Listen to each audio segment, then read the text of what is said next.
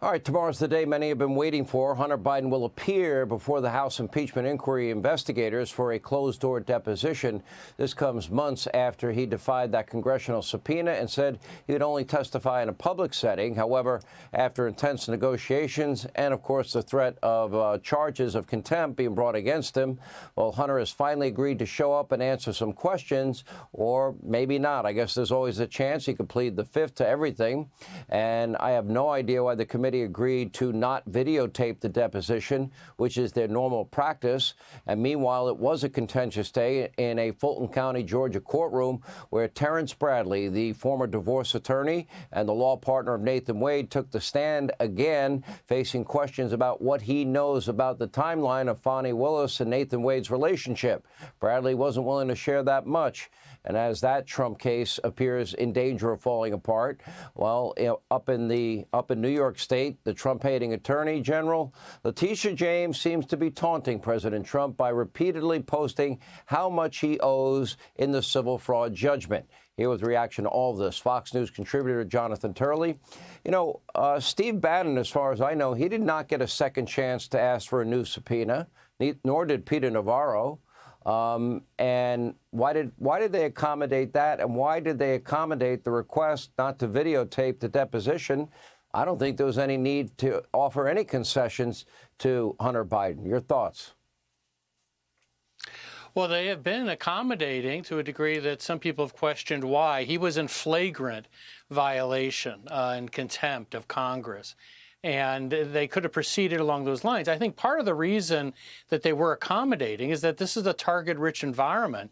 There's virtually no answer that Hunter can give to some of these questions, I think, that would extricate him from the situation. I mean, he's going to have this disjointed position where he's going to insist that he wasn't just selling his father's name, that he was this globe-trotting business genius.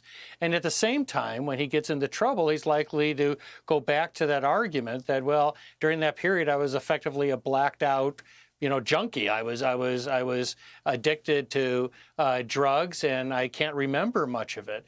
Those two narratives collide because in 1 week he has to cite his addiction. The next week he has to claim that he was a draw for millions.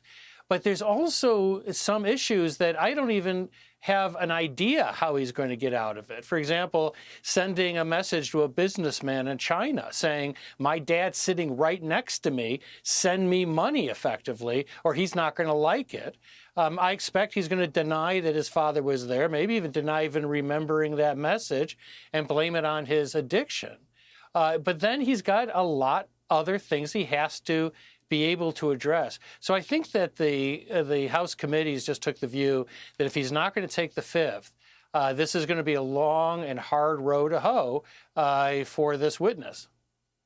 And you rightly pointed out in a really thoughtful article, I thought, that one liar does not negate the fact that Joe Biden lied repeatedly about never speaking to his son, brother, or anybody about their foreign business deals. Devin Archer blew that out of the water with his testimony before the committees. It doesn't negate the massive amount, the tens of millions of dollars that the Biden family took in from these companies. It doesn't negate what you referred to, the WhatsApp message, and days after that message, millions of dollars made its way into one of these, quote, LLC, or as James Comer calls them, shell corporations that the Bidens have. It doesn't negate the fact that 10 Biden family members have been identified as being paid with millions of dollars. It doesn't negate the fact that no services appear to be rendered in any one of these cases. What did they do for this money? What did the grandchildren do for this money? How did Hunter, addicted to drugs with no experience in energy, make money from the Ukrainian energy giant Burisma and the Chinese energy conglomerate CEFC? The one lying FBI informant that they swore was trustworthy, well, that doesn't negate any of that. Right. And the point that you began with is going to be something I expect will come up early. Hunter Biden himself contradicted his father's denial of having no knowledge of his business dealings. And I expect they're going to press him on that point. There's that famous call after a dinner where he was prompted, according to a close associate, to make a call to Washington. Who was on that call? Why was it made? Those are questions that he can expect, and we have no idea what his answers may be.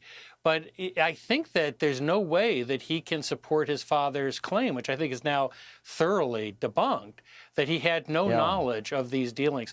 What is clear here is that this was influence peddling, raw and massive. And it's also clear that his father knew this was happening. It was in the newspapers. His father had to have been told about this, prepped for it.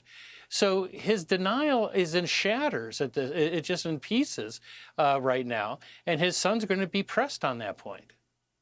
Yeah, let me ask you quickly, we don't have a lot of time, your reaction to the hearings on Fani Willis today. Wow, I mean, it was a painful testimony to watch. It came off as sort of a Sergeant Schultz defense that I know nothing, including stuff that I knew with clarity just recently, and it did not go over well. Is that case over in your view? Well, I can't imagine why these two prosecutors have not removed themselves, because I think this judge is in a tough position to keep both of them. There's a chance that they both could be disqualified.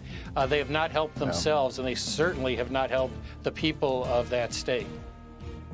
All right, Jonathan Turley, as always, thank you. Hey, Sean Hannity here. Hey, click here to subscribe to Fox News YouTube page and catch our hottest interviews and most compelling analysis. You will not get it anywhere else.